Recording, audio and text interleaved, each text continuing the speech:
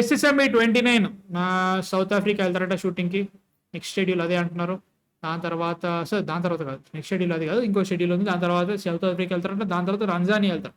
So టాంజానియాలో like అది ఉంది కదా, దాని పేరేంటారు, సెరెంగెటి పార్క్, సెరెంగెటి దేగో. అండ్ అక్కడే బాబ్ జూనియర్ ఉన్నాడు. సో బాబ్ జూనియర్తో షో మర్చిపోయా నీకు అదేదో ఇంకో కంబోడియాలోనే ఎక్కడ షూటింగ్, కంబోడియాలోనో బ్రెజిల్లోనే ఎక్కడో షూటింగ్ యాక్చువల్లీ వీళ్ళు షెడ్యూల్ చేసి అక్కడ ఇంటర్నల్ కాన్ఫ్లిక్ట్ పొలిటికల్ ఇష్యూస్ వల్ల వీళ్ళు ఇంకొక సెట్ ఏదో like they have to choose another one. I think Tanzania is that maybe alternative. చాలా ఉన్నాయి, గట్టిగా ప్లాన్ చేస్తున్నారు. గ్లోబ్ ట్రాటింగ్ అనే చెప్పిన దానికి న్యాయం చేస్తున్నారు అన్నట్టు ప్లానింగ్. సో అవన్నీ పెట్టుకున్నా కానీ నిన్ననో ఎందుకో మహేష్ బాబు గారు బయటకు వచ్చారు. ఎందుకు వచ్చారు? లుక్ అయితే మామూలు, లుక్ పిచ్చెక్కిచ్చే రేంజ్ లో ఉంది. బాగోలేదు లుక్ అయితే మాత్రం. అంటే మనకు స్టార్టింగ్ నుంచి ఆ జుట్టు అది చెప్పేసి ఏదేదో జరిగిన తర్వాత ఇప్పుడు చూస్తే మాత్రం జరంత లైక్ గుంటూరు కారం ఆల్కహాల్ వర్షన్ లైక్ అంటే అడ్డం ఇస్తే ఎట్లుంటది అట్లే ఉందనిపిస్తుంది. So like I like the look man, మస్తు ఉన్నాడు అసలు. బాబు మామూలుగా లేడు, అది మంచి అనిపించింది ప్రస్తుతానికి అయితే మాత్రం. చెప్పు నా భయం వేసింది. ఎందుకు? మనోడు SSMB 29 చేస్తాడు, ఓకే, సినిమా బ్లాక్ బస్టర్ 2000-3000 కోట్లు కొట్టేసింది, కేక్ అయిపోయింది. తర్వాత పరిస్థితి ఏంటి? పరశురామ్ పీట్లాతో సైన్అప్ చేస్తాడు, అనిల్ రావిపూడితో సైన్అప్ చేస్తాడు సినిమా. గుండెలు అదిరిపోయినాయి. ఇప్పుడు నేను బాబుని బియర్డ్తో లైక్ కాల్ దిస్ మంచి లైక్ హాట్ లుక్ తో చూస్తున్నాను. ఇప్పుడు రేపు పొద్దున మళ్ళీ గో బ్యాక్ టు లైక్ ఆ డ్రాయింగ్ బోర్డ్ బ్యాక్ వెళ్ళిపోయి బ్యాంక్ అంటే టెంపుల్ అని చెప్పేసి మొదలేసాడంటే ఈసారి టెంపుల్ బ్యాంక్ అంటే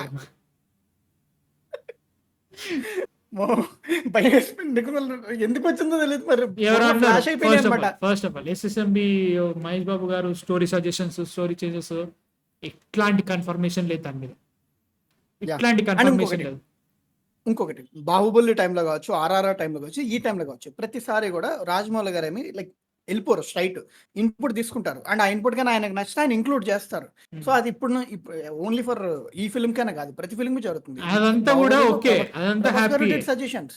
యా డెఫినెట్లీ అవన్నీ జరుగుతాయి. అవన్నీ ఎప్పుడు జరుగుతాయి? సినిమా షూట్ కి కాకముందే జరుగుతాయి, షూట్ స్టార్ట్ కాకముందే జరుగుతాయి. ఏవైనా మిస్టేక్స్ ఉన్నా ఏమున్నా కానీ స్టోరీ కానీ స్క్రీన్ ప్లే కానీ అవన్నీ లాక్ అయిన తర్వాతనే రాజమౌళి సెట్స్ మీకు వెళ్తాడు. దానికంటే ఏది జరిగినా మధ్యలో చేంజెస్ గింజెస్ ఏవి ఉండవు. సో అట్లాంటి కథలు చేరు. నేనైతే మాత్రం అది కన్ఫర్మేషన్ అయ్యేంత వరకు, నేను చాలా రిలయబుల్ అనుకునే వాళ్ళు చెప్పేంత వరకు నేను దాన్ని నమ్మను. స్టోరీ చేంజెస్ జరిగినాయి, మహేష్ బాబు గారికి నచ్చలేదు కాబట్టి అట్లేవి ఉండదు. రాజమౌళి గారి దగ్గర సచనం అది మాత్రం కన్ఫర్మ్. ప్రీవియస్ మూవీస్ జరగవచ్చు, ఈ సినిమా నేను నమ్మను.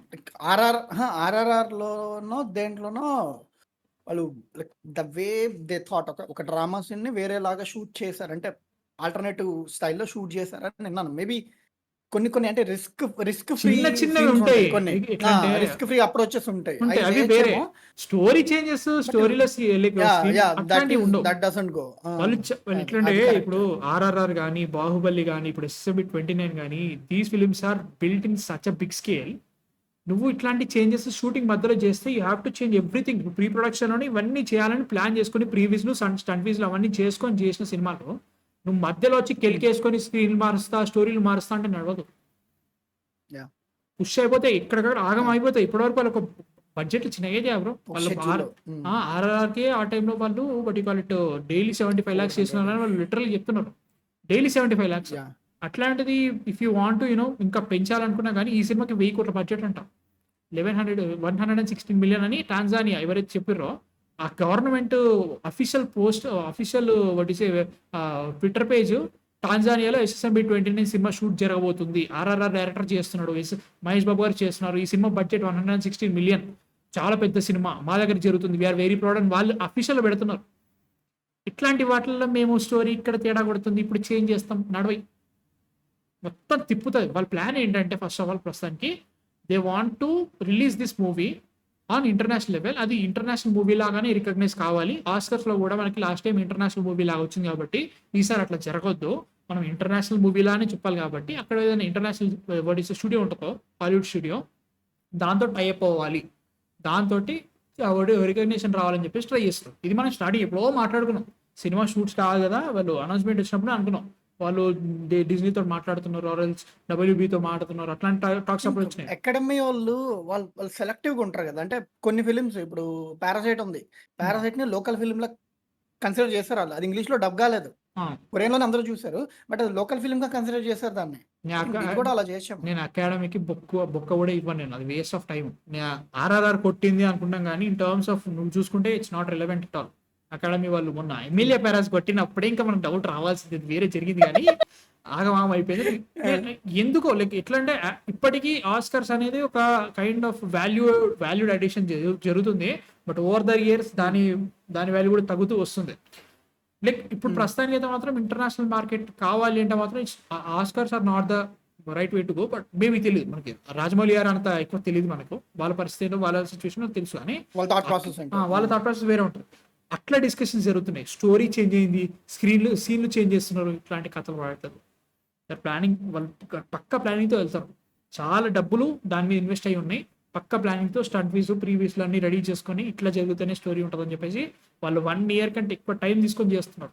నేను దాని దగ్గర మాత్రం ఎట్లాంటి కాంప్రమైజ్లు ఉన్నాయని నా ఫీలింగ్ ఖచ్చితంగా. సో వాళ్ళు ఏం చేసినా కానీ పోస్ట్ ప్రొడక్షన్ వాడి రిలీజ్ టైంలో కూడా ఎట్లాంటి ఇబ్బంది రాకుండా చేయాలని చెప్పేసి గట్టి చేస్తుంది. దట్ ఈస్ ద థింగ్, నేను అట్లా అనుకుంటున్నాను. అంతకంటే ఇంకేం ఉండదు. But I'm really excited. గట్టి కొట్టుతుంది, 1000 కోట్ల బడ్జెట్, మహేష్ బాబు గారిని వేరే లెవెల్ సేఫెస్ట్ రా. నిజంగా 1000 కోట్లు ఎంత సేఫో తెలుసా? వస్తాయి బ్రో. బడ్జెట్ అది. ఒక మాట చెప్పాల, రామాయణ బడ్జెట్ తర్వాత అన్ని బొక్క, నాకు ఏం అనిపించట్లేదు ఇంకా. 4000 కోట్లు ఏ రకంగా నమ్మకం పెట్టి ఎగిరిపోయింది నాకు. ఇప్పటి నా చిప్పే లేదురా నాకు ఇక్కడ.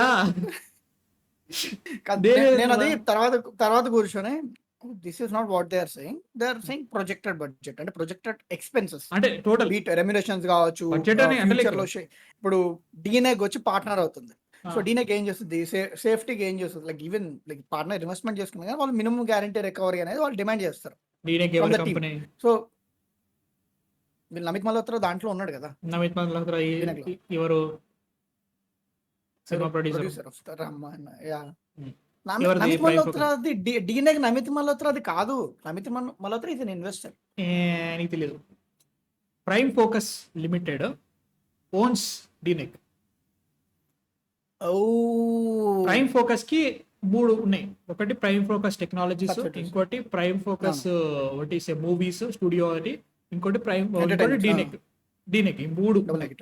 ఈ మూడిటికి హెడ్ నమిత్ మల్హోత్రా. అందుకే 4000 ఆయన చెప్పింది కాబట్టి నేను సీరియస్ తీసుకుంటా. ఏదో చెప్తున్నాడు మార్కెటింగ్ లేదు నాన్న, వాళ్ళు చాలా చాలా చాలా పెద్దలు మావా. డ్యూన్డు, అవతార్ అంట, అవెంజర్ సినిమాలు, పెద్ద పెద్ద మ్యాడ్ మ్యాక్స్ సినిమాలు, వాటికి చేసిన డీనెక్ కంపెనీ మేము 500 million ఆలోచించి చేస్తున్నాం అంటే వాళ్ళు ఏదో జస్ట్ ఏదో మార్కెటింగ్ చెప్పే పనులు కావాలి, వాళ్ళు సీరియస్గా అనుకున్నారు కాబట్టి జరుగుతున్నాయి. ప్రతి కూడా కింద కామెంట్ రాస్తున్నాడు, లేదు బ్రో వాళ్ళు కావాలని ప్రొపగేట్ చేస్తున్నారు, కావాలని మీరు బడ్జెట్ పెంచి చూస్తే మనకి ఏదో బడ్జెట్. నేను యాక్చువల్లీ ఏమనుకున్నాను చెప్పనా, నమిత్ మల్హోత్రా మేము ఇది చేసాం అని చెప్తాను, నాకు అర్థం కాల. అంటే నేను Namit Malhotra might be investor అని అనుకున్నాను. నేను he is the CEO and also the owner of prime focus. ఆయన